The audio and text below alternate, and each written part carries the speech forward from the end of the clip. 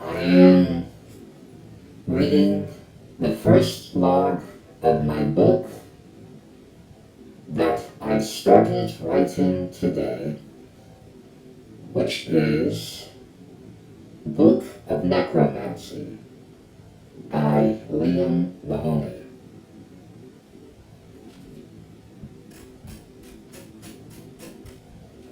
I wrote this today. Book of Necromancy by Liam Mahoney.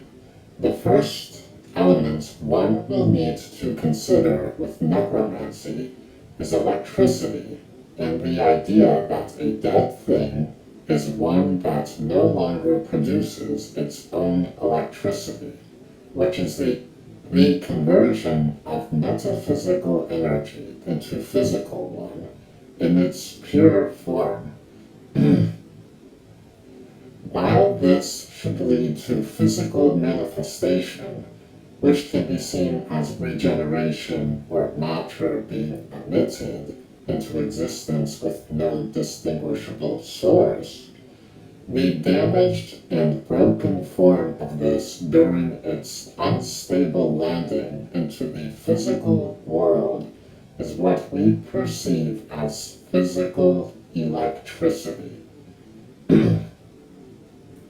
This electricity is really an explosion caused by radiation vibrating this sensitive formation so intensely that it explodes upon interaction with the electromagnetic fields of the earthly realm, and so disintegrates into pure explosion energy. While this does produce light and locomotive motion, this is caused by the presence of viruses hijacking the DNA constructors and feeding off of the elasticity of the plasma tubes located inside the bones, which act as a trampoline or safe landing pad for the spiritual energy falling down at light speed into the human body, preventing it from collapsing. Instead, when these trampolines are eaten, they land violently into the human body via their black hole source, and so their white light disintegrates into visible light and violent force, and the leftover residue is recognized as gray matter. Gray matter should not exist, and its presence indicates the presence of disease which feasts off of immortality and turn a being into a mortal one. With the shutoff from these immortal realms that provide spiritual energy into the physical, one must sustain themselves on plants, which are inverted forms that become inverted again through gray matter. I learned that plants were inverted by Rudolf Steiner. Then again, the fact that we sustain ourselves on an inverted form that is lower than our physical body and spiritual prowess and needs gray matter, which should not exist to begin with, to catalyze it, we are cursed to be mortal beings. That is, unless we learn to sustain ourselves using magic instead, which is metaphysical, manifested into the physical. That's what magic is. Which can only happen by living off of the ideas of the spirit rather than the physical creations of the earth, which the old gods are now battling to become dominant of and control all life. There are multiple old gods, not just one. And some are corresponding with each other, and some are battling with each other. But they do work together, but they are not sharing the same mind, because they are separate beings. But the conflict with the old gods is independent of this, because long after they're dead, this research, or distinguished from life itself, this research will still be important. Anyways, these black holes are formed by carbon interacting with oxygen in what is called oxygen-carbon exchange. In other words, breathing, which is something only living beings do and need to do. Iron represents oxygen, and carbon can be represented by shungite, which is found in the clay that mankind originated from, as they descended from their original diamond forms.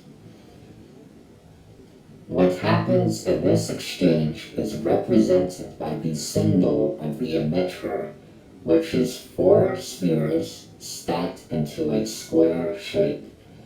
And it should also be noted that square waves are only present in gray matter, showing that sound can be not a blessing, but a ghost of an idea attempting to manifest into reality, but dying.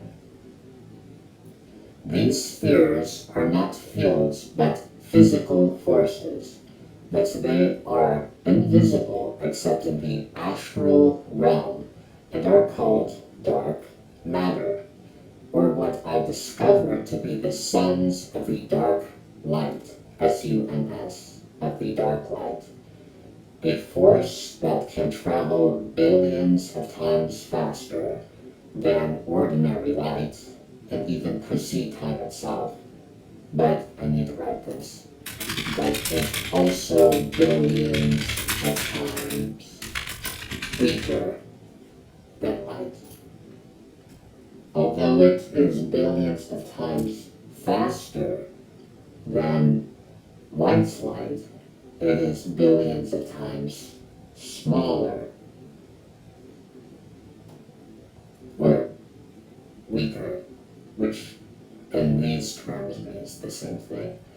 These spheres are heavily drawn into elite shungite with its diamond-like characteristics, but agrees with the physiology of the human body, which is rooted in the same elements of disease itself, or at least where it is found in, meaning that diamond can be so pure that while it can kill off diseases by its presence, it can also make a person feel as if they are also dying. And so shungites can be used as a medium to transition into forming into a permanent inorganic state. While diamond itself could be considered a role model for what the human body could be like, it in of itself is and always will be unattainable for a living human being, and even if it were happen to manifest themselves into diamond.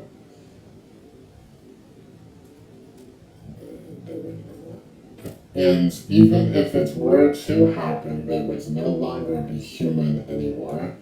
It's likely be shunned and villainized by society for their cold morality and reclusiveness, which are characteristics that are exclusive to someone with these things. If a human were to die, it could also be mistaken as psychopathy. If a human were to die and come back to life, however, and lost their humanity in a spiritual sense, which is what a necromancer is, then they could have the potential to morph into a diamond with not the arcane of humanity, but the continuous regenerating arcane of themselves that is constantly produced and therefore becomes their new vessels. Anyways, continuing with the model, the inside of these spheres must be a cube made of iron, and for it to be compressed by these spheres to form a diamond-like shape. This could be compared to the blood vessels and the iron contained inside of it, but one should know that rusting of this iron is the root cause of disease in all life. Which, this isn't mentioned, is also why the old gods are so affiliated with Mars, is because all of the orange on Mars is rust from the iron. So I'm beginning to think that the home of the old gods is, or at least some of them, is Mars. However, to find a way for something to not be wet when it is in the bottom of the ocean is by its nature contradictory, I wouldn't say. And the answer would be the arcane Titan transformation theory. How do you have iron not be wet when it's in blood? Yeah. The idea that the arcanes of humanity were not created as templates for humanity to base their lifeline off of, but are the disembodied and continuously regenerating bodies that are currently not inhabited by their rightful owners and souls of currently existing humans on the earth, such as myself. Meaning that they shouldn't be there to begin with.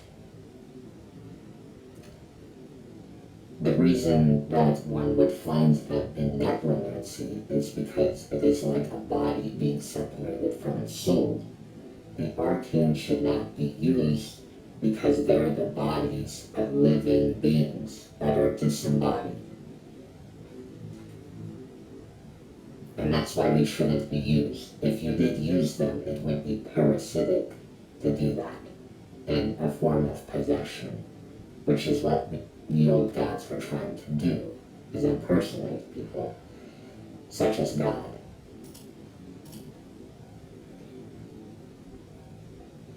With this in mind, people can use these arcane as godheads, vessels for destruction, entertainment as famous characters in media or fiction, or even to be inhabited by the old gods themselves, such as Eve, from the Garden of Eden. The wickedness of mankind is seen by their complacency, not their grief.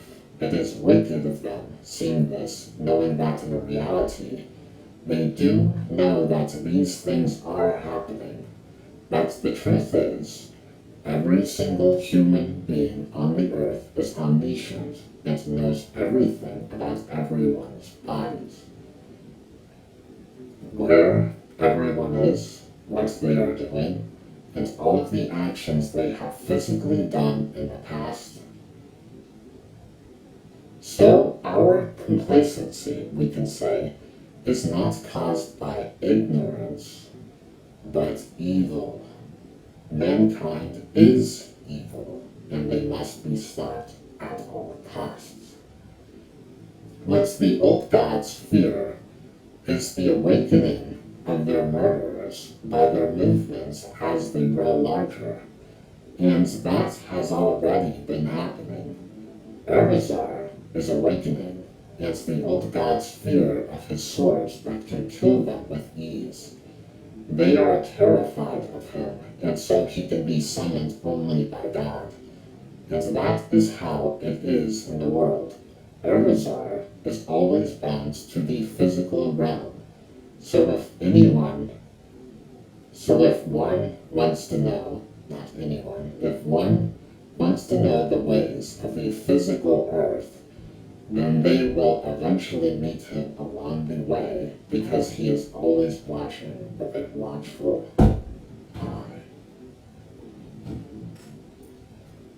The combination of the spherical pattern and the cube of the previous model I described would make you think that the spheres are bending while the cube itself is at a standstill.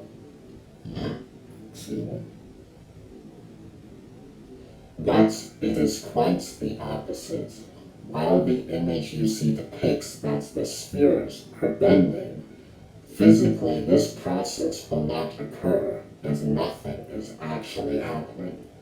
And if you were to feel the image with your hands, they would not even be bending or touching each other at all. So you could say the imagination, not representing the physical reality. So what is happening here? Is it some sort of illusion? No, it is the discovery of something much more. Something beyond white matter as found in the cube, and dark matter as found in the spheres. It is not gray matter as it should not exist. It is the deathly vessel of the entity I am about to tell you that is the key to necromancy, and that is bone.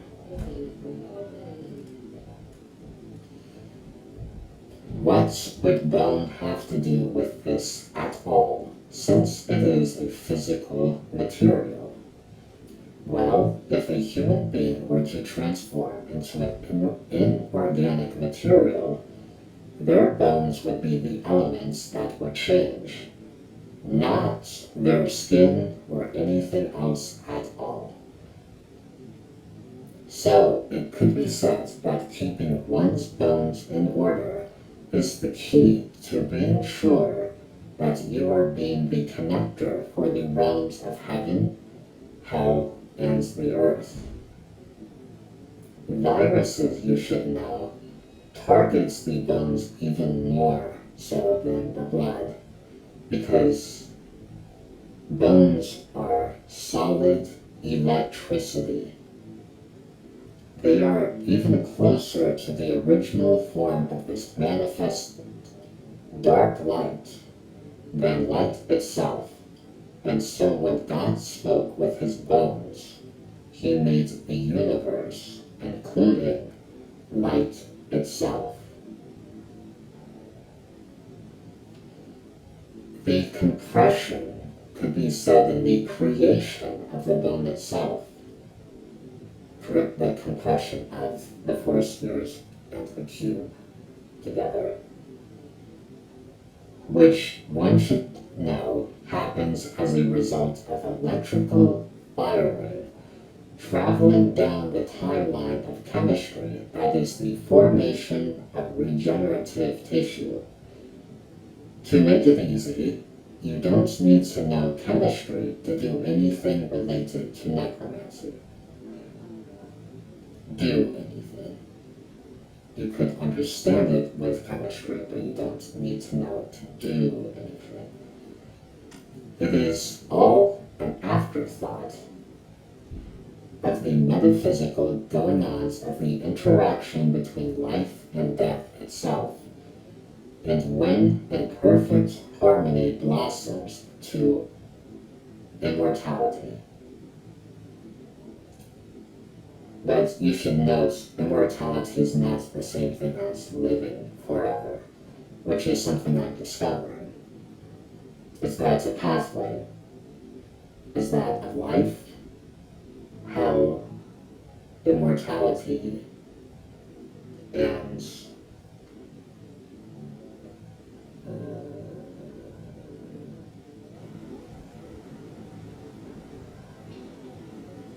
living forever. I just should say it that way. Living forever.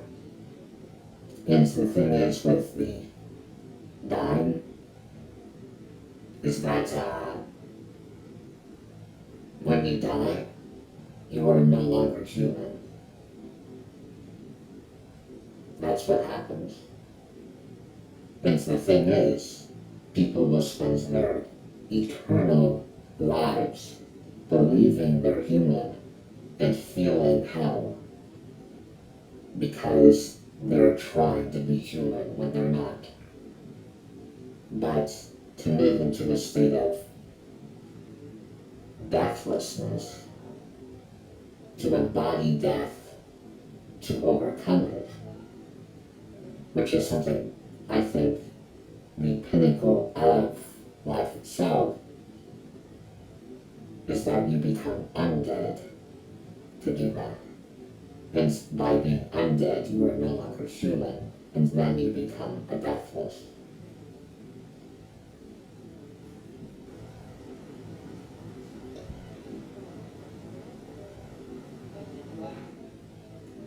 The story of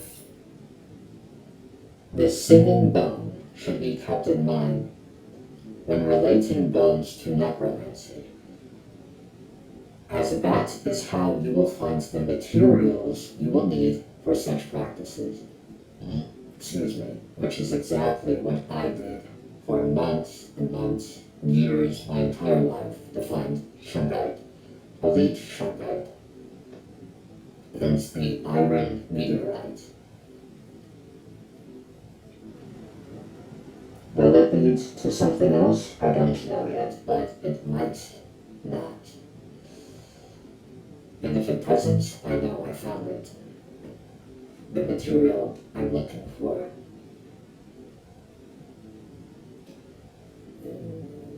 You will hear the voice of the bone you do not even know exists calling, seeking retribution for its pointless death, seeking for someone to acknowledge its own existence, and get help and be found.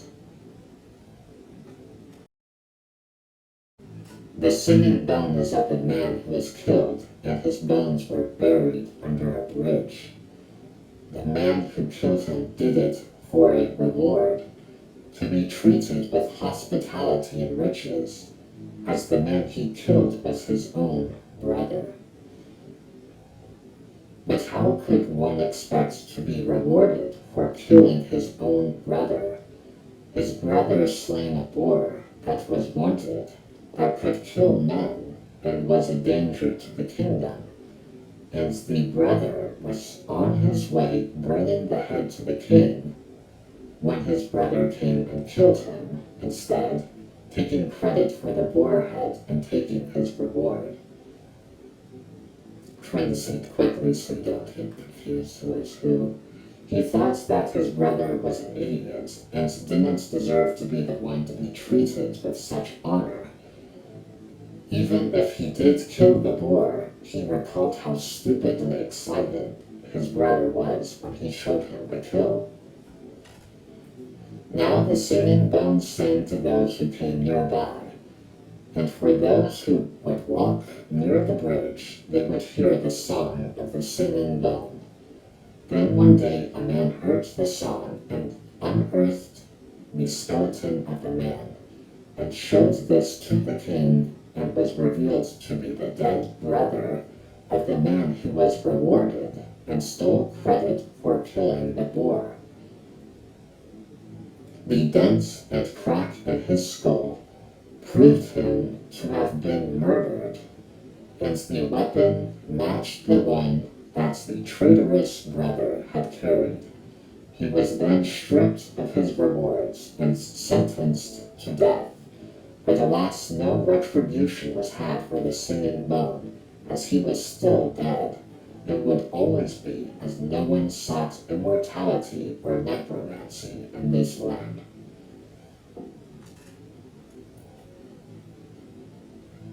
It is a great curse that any of this is only possible with wealth, with the necessity of materials that cost large amounts of money that one may not have.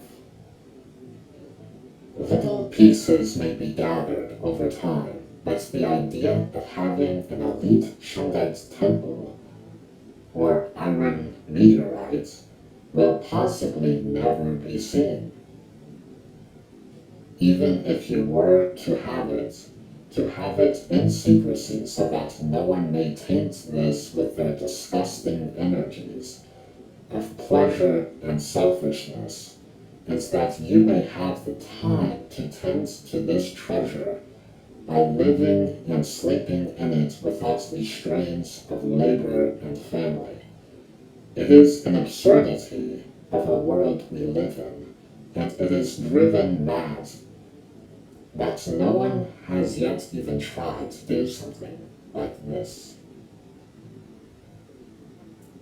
People are simply stupid now, more than they have been for hundreds of years, and it is disgusting because now that should never be allowed.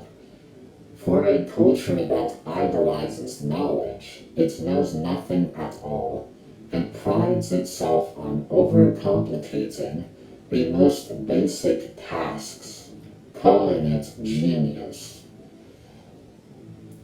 While I watch and see that they do nothing with their lives but grow old and die, and I find it hilarious that one of them would read this book, a book about how to make them immortal, and not even try it, and go waste the rest of their lives to find a scrap of the words I have written here.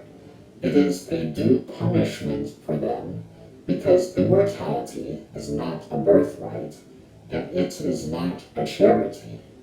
It is a reward for the service to the Trinity, and I am retired.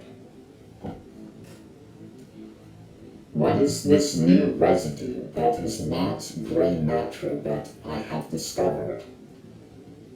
Obviously, it's a form of shungite, like material. I spent years studying to find this material, only to find I don't have the money for much of it. But now with the scraps I am collecting, I will make a temple to tend to this material and create a home for it, so that perhaps my necromantic abilities will begin to regenerate just like my body will.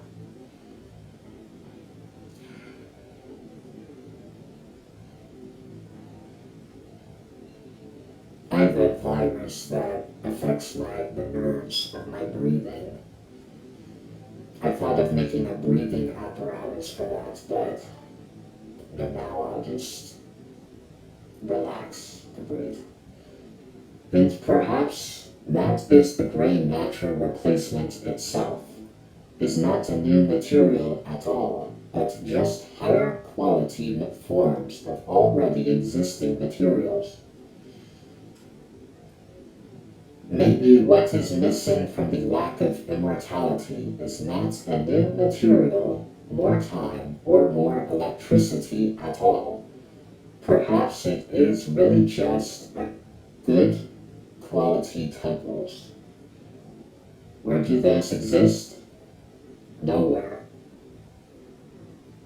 Even the shungite rooms with 2 tons of shungite are low quality shungite. However, an elite shungite room with 98% carbon, that would be a high quality temple for my necromancy. I will take that, please, with a side of iron meteorite for my omniscience development. Thank you, and I think that is enough for one writing. Until tomorrow, my second novel based off of my first, The Boy Who Became God. Now the sequel is simply Book of Necromancy, because it really should be the straightforward, but it really should be this straightforward, but apparently it isn't. So my collection of ramblings will be here instead. And about immortality is different from necromancy, I'll explain that. I changed that later, which is why earlier it seemed like it contradicted what I said, was because my anecdotes that I didn't write down were based on the latter readings that I hadn't read yet. I am Liam Mahoney in Louisville, Kentucky, United States. It is 2023, 4:41 p.m. when I wrote this. 5 day 21, year 2023. Excuse me. I am going to write again for the parvovirus after my shower, and it will probably wipe me out, so I won't do anything but read the rest of the day. I am cleaning the house to get money for Shungite, and I have also stopped eating pea protein, as I read by Rudolf Steiner that bacteria can thrive on high-protein diets. Also, I am vegetarian now. I don't eat meat. I hate animals, and they're disgusting. Rudolf Steiner also says that the pain inflicted on animals can return as parasitical manifestation in the human body. So I guess I will try a vegetable-based diet without meat. Thank you, Royal Rife. Thank you, Rudolf Steiner. And thank you, creators of the music videos and television series I watch. That's no one else. Maybe I'll move to Japan soon. Alas, I must depart. Out. And I'm not done yet. I always say I'm going to finish, and I don't. Oh yeah, the most important part. Also that every realm always has a doorway element to interact with the other realms. It is the most important part because it's the part you care about the most, or should. Hypothetically, if that element were destroyed, it would not seal the realm off. It would just pick a lower quality one instead. If extinction happened, it would lead to the next candidate as the portal element.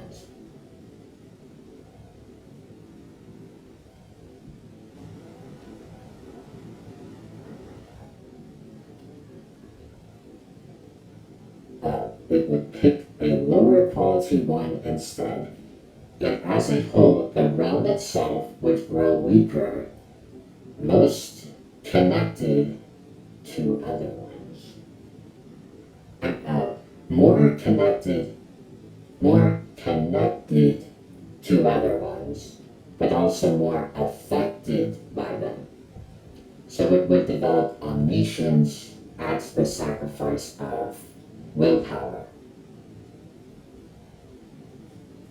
In a weak realm, interacting in a strong one, if someone sneezed in the strong realm, the weak realm might have a tornado. So, you would think this, I didn't write this down. People knowing about other realms through television and things like that, you'd think they're very powerful because they can do that. But it's the opposite. They're very weak. They're sacrificing their willpower, as you can see by the amount of years they spend sitting idly to do these things, make these works, to at the sacrifice of this media of other realms that might contain knowledge, but since they have no willpower, they don't even believe that it means anything at all, that it's real. So it's just entertainment. So in reality, the earthly realm is actually the weakest realm. It's not isolated because it's so strong. It's isolated because it's so disproportional with the power. Is that the portal element is such a refined candidate and such a higher quality material than literally every other possible candidate as that portal element, that it is exclusively based off of that element. And based on what I know, it is elite shungite. Crystals cannot be portal elements, is what I found. So it wouldn't be diamond. It would probably have to be a metal, which is shungite.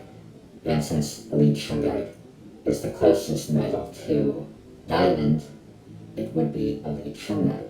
But since elite shungite is so much more refined than just normal shungite, that I found elite shungite makes normal shungite practically useless. And I know that because I ordered both. My connection to the weaker shungite was completely cut off when I got the elite shungite because of how much more power this elite shungite had. And I didn't even get it yet, and I could feel it. I ordered it. I didn't even get it. It's on its way. Compared to the shungite I have physically with me, that's maybe a pound more. Anyways,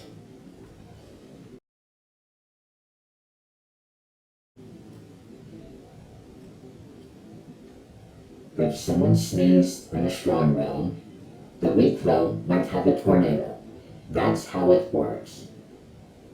Also, this material is the elite shungite itself. But why not the diamond? I am not sure yet. Perhaps because it is asleep due to the lack of oxygen and carbon exchange. So could a crystal become that portal element? It could, but it's not currently. If someone were to awaken them, perhaps we might have a new god that isn't one of the old gods, which would be ideal because the old gods want to kill everything and torture everyone for food. That sounds more ideal. Perhaps some sort of monarchy. The fact that all realms are connected and hell still is affected by the earthly realm shows that they both have some common element. For people in hell who want to get out, and it seems to be blood. Perhaps changing the dominant material in hell to one that isn't based on physiology in the hell realm would merge it to become physical in the earthly realm.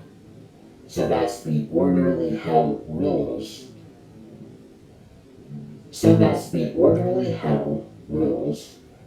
And may become like civil kings and queens and prevents the hell created by mankind by their immorality in the earthly realm.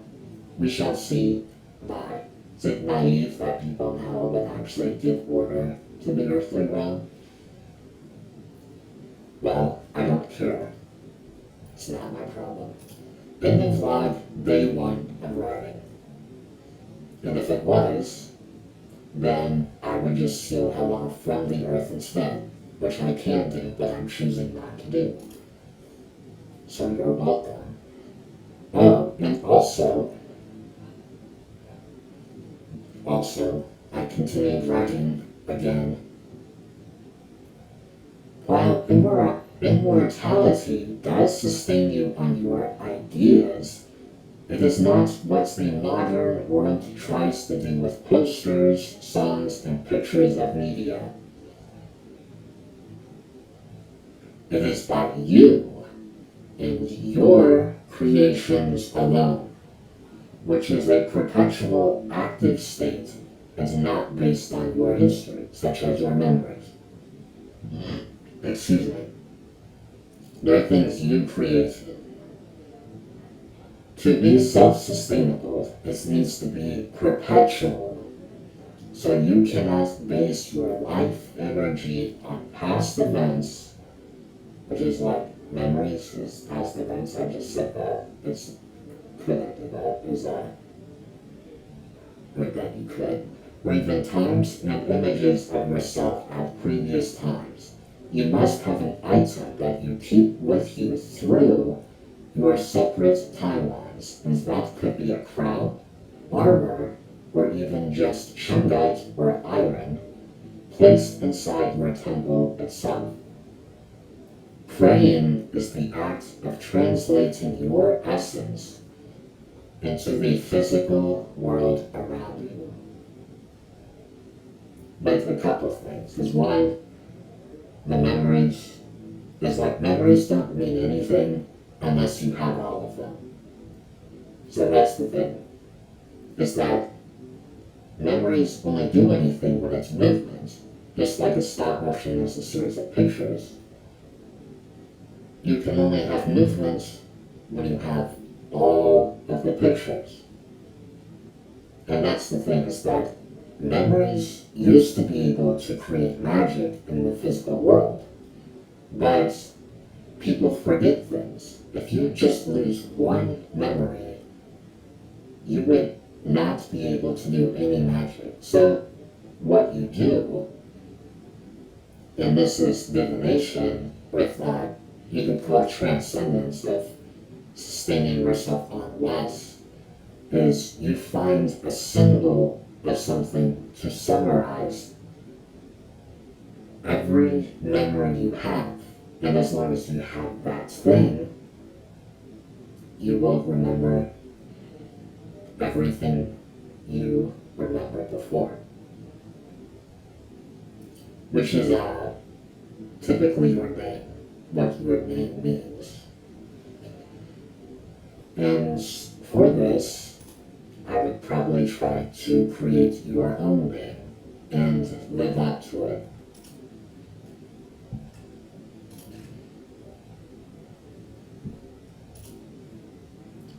So, also that, did I answer that completely? No. But this is the first book, and I'll probably go to it later, or you can figure it out. Or because I didn't tell you, you might just have something to think about. Through your separate blah blah blah, praying is the act of translating. Praying is the act of translating your essence into the physical world. But I also know that praying in itself doesn't do anything. So, that would mean essence itself doesn't materialize. It would at most produce a feeling, which will happen as you transition to deathless, is that you won't feel anything. All of your feelings are just physicality, so physical sensations, which could be mistaken as psychopathy. But I would see it more as like a military veteran who's seen everything is no longer fazed by anything, is how I would describe it. So how would you transition essence, which is a feeling, into a physical thing? And that is combining it with the object of the memories, which is supposed to be your vessel, but disease makes it forget that. So if it was physical, you had a physical representation of every memory you have. It needs to be in sync with itself. And by the nature of having a disease, it removes that sync, kind of like a chain. Is that you only need to cut one chain for all of the other links to fall off. Like your spinal cord. So is basically, I'm not doing this, but like trying to remember anything that really pisses me off, to be honest, is to something that's powers someone to do electrical things, but is itself not electrical, which would be what a symbol is. It's like a word. You see a word, and that or story is like, it's not powered at all, but somehow it's able to do that. And it shows with that nature to be able to do that, that it is an essence that is just a feeling, but it is meant to be acted upon. And I think that itself shows that, just like when you create temples, praying isn't for you or people, it's for the environment. So a temple might physically affect you to do something to you, but you need something that can understand and translate feelings into physical forces, is what I'm saying. Which is also gray matter, by the way. So you pray, those feelings go into the temple, and by being in that temple, you don't feel emotionally those feelings, they become physical sensations. By being in that temple that you prayed in, that is sustained on those emotional feelings. And with those physical sensations, you become empowered to power your will, and that powers your decision making, that you can build up to navigate through life itself to find what you need to find to acquire the state of deathlessness, which is such as everything that sustained you to lead you to this point to hear the words I'm saying now. So it is wasteful of your money on more. So it is wasteful of your money on more Shungai. I typed that wrong. Excuse me. It is wasteful of your money to not get more Shungai and instead spend it. No, that's not what I said. I'll just read it. So it is wasteful of your money on more Shungai into that of your life essence to buy posters and figures and other things. I think you get the point. To only have what you need is not an act of minimalism. It is literally all you can comprehend at one time. So memory, remember everything. To do that, you need to comprehend everything, which is basically what the attainment of knowledge leads to, is intelligence, that is simplicity. It isn't complexity, it is simplicity. And that's why people who overcomplicate everything are the stupidest people in the world. They are literally preventing you from living forever by doing that.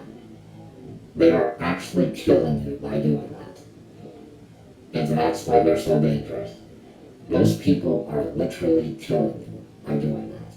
Knowledge, that overcomplication, spiritually can kill you. That's why colleges and institutions like that can be so dangerous, is they can actually kill you. And what they describe as working in the office, like 9 to 5, Monday through Friday, I feel like I'm dying on the inside.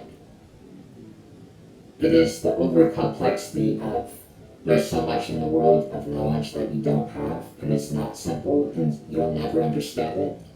That is what keeps you mortal, and that is literally killing you.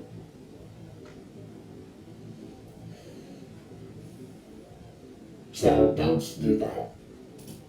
And it's honestly better to not have any friends than to try to convert someone like that.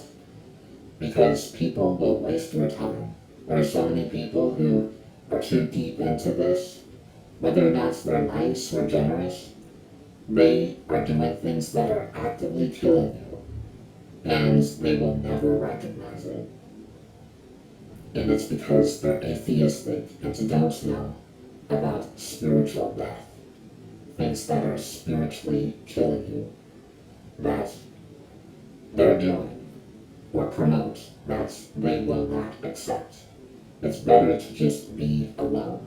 There are people like that, but you might not ever find them, as they might be dead.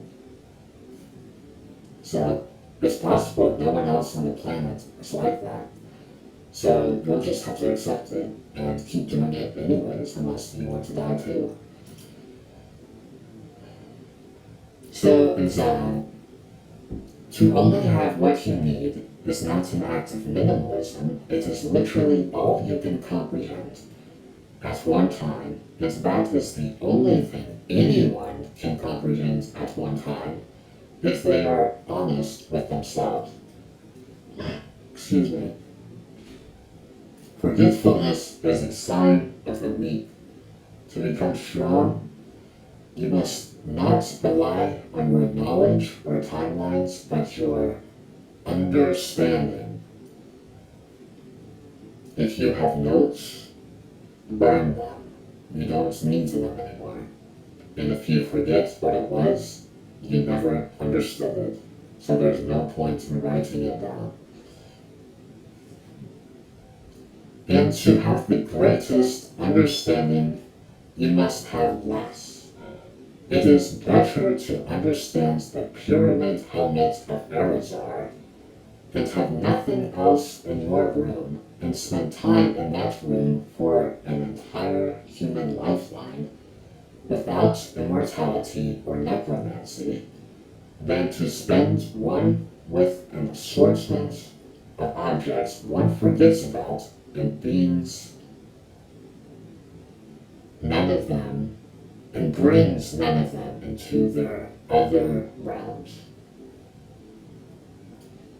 People will sacrifice people who are atheistic, they seek the destruction of temples. We'll call it capitalistic, of greed, of self-importance, of racist, whatever. Is I'm thinking, what I mean is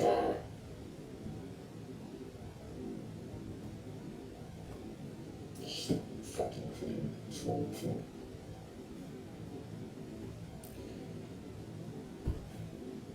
You need a temple to live forever. That temple was supposed to be the earth itself. Or heaven. Heaven's been disconnected from the earth, as the earth is corrupted by the old gods and humanity. So, to resolve this, the rebirth chamber is actually a temple. It's building a temple. And it's actually for yourself. You're not worshipping yourself like a god, but a temple is a place you live in, which is why we have houses and rooms to begin with. If you have a house, don't turn it into a temple. It's like having food and being hungry and not eating it. It's just, why do you even have it in the first place? Why do you live a life and just wait to die? You might as well die now. What are you waiting on? There's nothing's going to happen. If you don't decide anything, no one's going to do anything. That's the reality. So, people will sacrifice the ability to live forever for their emotions. You can only have one or the other. Your emotions, and this is for human beings. Your emotions will live forever. which one do you want? Because you can't have both. I realized that if human beings did not have the capability to reproduce, they could live forever. If that energy could remain inside, instead wasted on a disease or other people, but turned inward, it would sustain them forever. But I found there's a root to that, which is emotion. If the thing is, can you still feel things that seem like emotions without emotions? Yes. And so that's the thing I'm trying to distinguish, is that those things are the essence of your soul that I think you might be imagining with emotions, which is different than emotions. Emotions are trying to turn things that are bound to the metaphysical realm and trying to turn it into a physical thing, which is what is referred to as materialism. It isn't going and buying Shanghai and spending money to make temples and things like that. That's not materialism. It is trying to get an idea or an arcane and having it physical. That is materialism, and it doesn't work. It's pointless. It will lead to nowhere. I tried it, and it led me to here. I did it already, so you don't have to, and it is pointless. There's nothing there at all. Except that's death like deathless, or your body death. It'll make you feel emotionally like you're alive. But really what's happening is your corpse is being festered on by parasites as you're disembodied into the astral realm and living there. You're trying to separate your head from the rest of your body, which is literally what the earliest carnivore tries to do, is cut people's heads off from their bodies.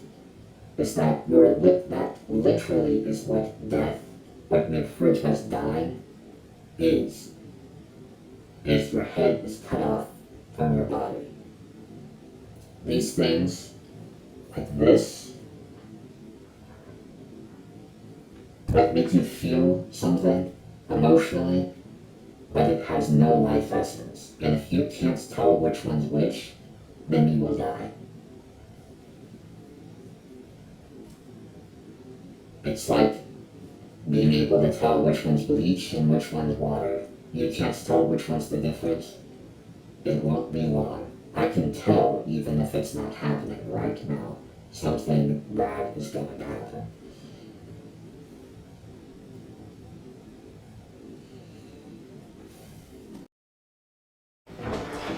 I just ran out of storage again. So the reason I'm going to witchcraft is because those people who didn't study, or who did study metaphysics, I don't think studied witchcraft, which I did. And I studied both. And with that, I was able to discover necromancy. So the thing is that it actually, they are symbiotic, but they're almost like halves.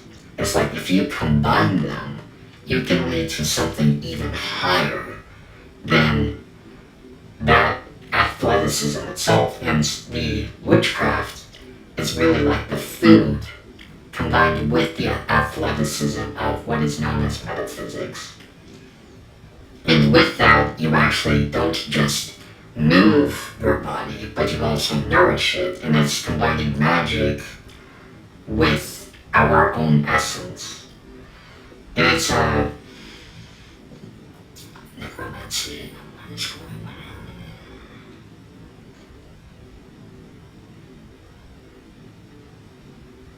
Discover it as overcomplicated and blind witchcraft.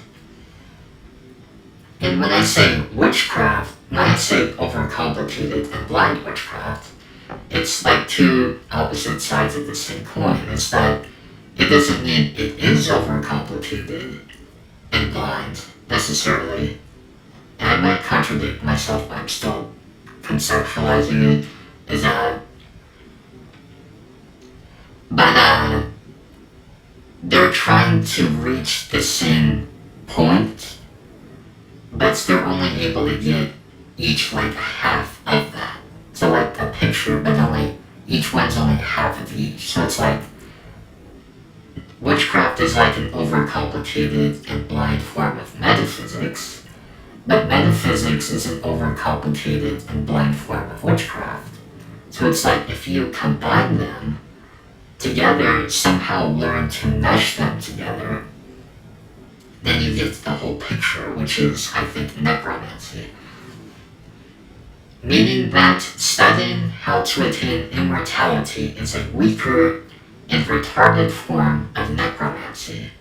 As if one could respawn themselves in perfect health, it would be more efficient to ease oneself into the process of dying in rebirth than to try to save a sinking ship from the inevitable. Do I know this is controversial? Yes. Do I care? No. So what does this mean exactly? Is that you should not study living forever, which is what I've been saying. It's like, isn't that what this book is about?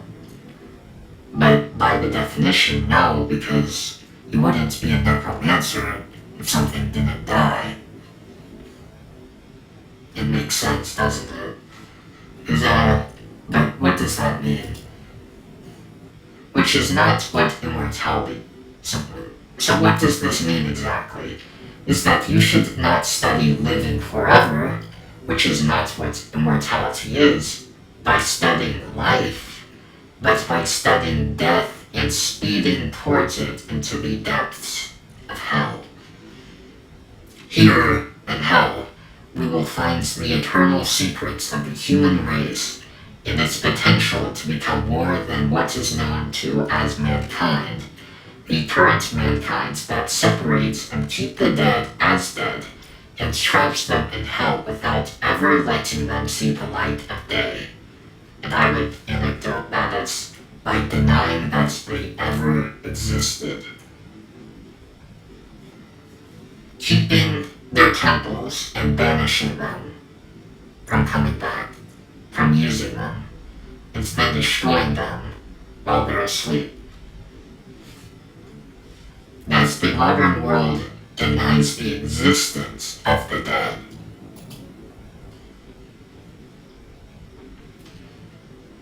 Let's see.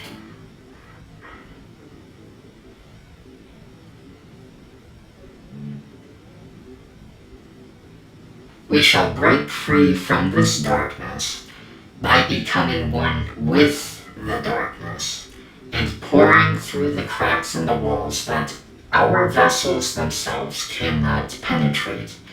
Necromancy is not immortality, because immortality is to be without death.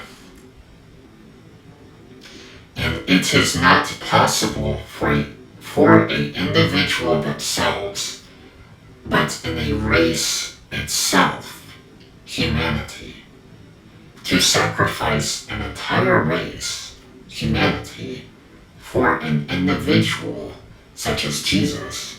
We bring life to the dead and bring necromancy with it, and that is what the Infinity Blade represents. The deathless become death, and so they do not live, but they do not die either.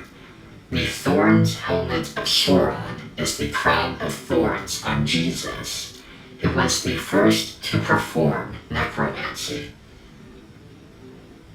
We will sacrifice our immortality and capacity to become God, so that we may become ourselves and stay that way eternally. In the vlog, same as earlier.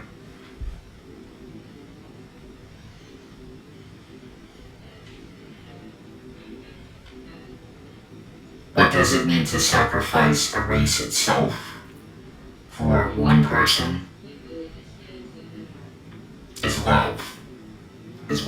things. That's what true love is.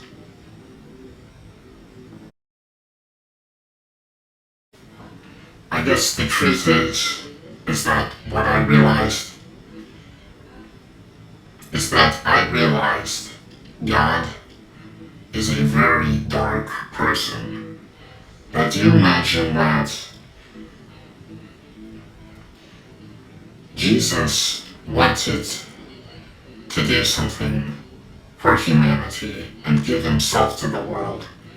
But do you imagine a God choosing to do that? And immediately after, they didn't just demonize him for who he was. They denied his existence. And now we see our world idolize the very people who killed him.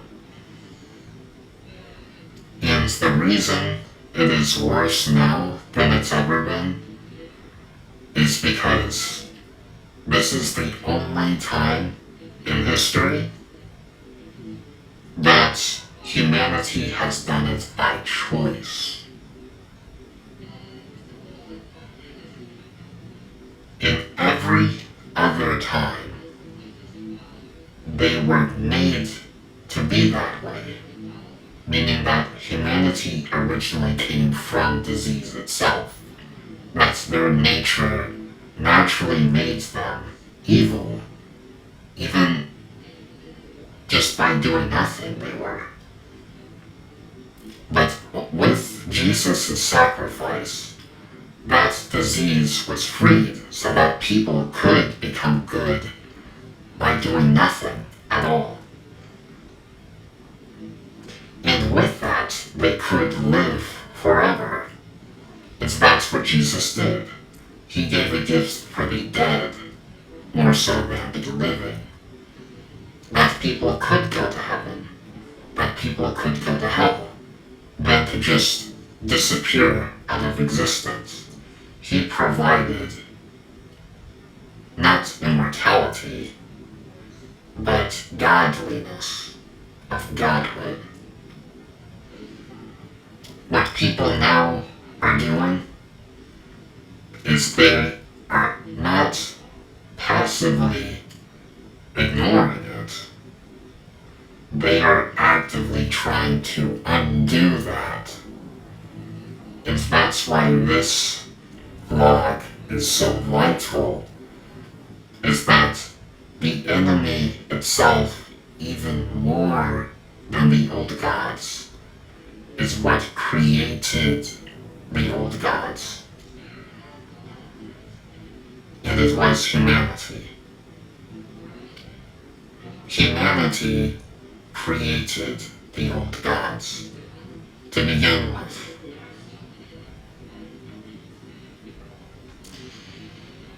And to resolve that, they resolved the long issue, I think, of Cain and Abel, like in the singing bowl. What could you have done differently to prevent that from happening? And I would say, if God asked me that, don't have children. And that's what I think the solution is now. Is that we stop thinking about the future to thinking about the past. Not eternalizing the future by longevity, but by cutting it off so that we give life not to the future, but of the people of the past. I realize that the people of the past have been through much more than people now, as they've been demonized and ignored by it. And I wanted to help bring them back, because I think if there is hope in humanity, it is in them. It is a sad world that the people who would bring light to it would be dead. But it doesn't always have to be that way. And what I found this whole time with God was that I actually never disobeyed God. Even though I thought I was trying to, I realized that it was actually myself the whole time. The God that I could have created an old God by worshipping the image I had of God as the living God. And I tried to rebel against it, thinking it was God and the Bible. And I found out that it was actually me the whole time.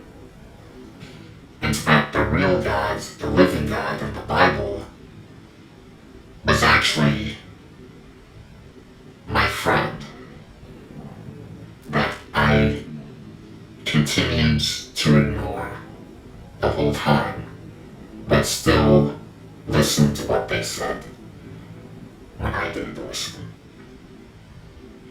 And I found that even though I said I would turn away from God, and I thought I did, I realized how much of the suffering in my life was an attack by intentional forces and not out of neglect. And so I realized that while I have made enemies, very powerful enemies, by making these videos, I've also made a powerful friend. So thank you for bringing me back to life, Jesus.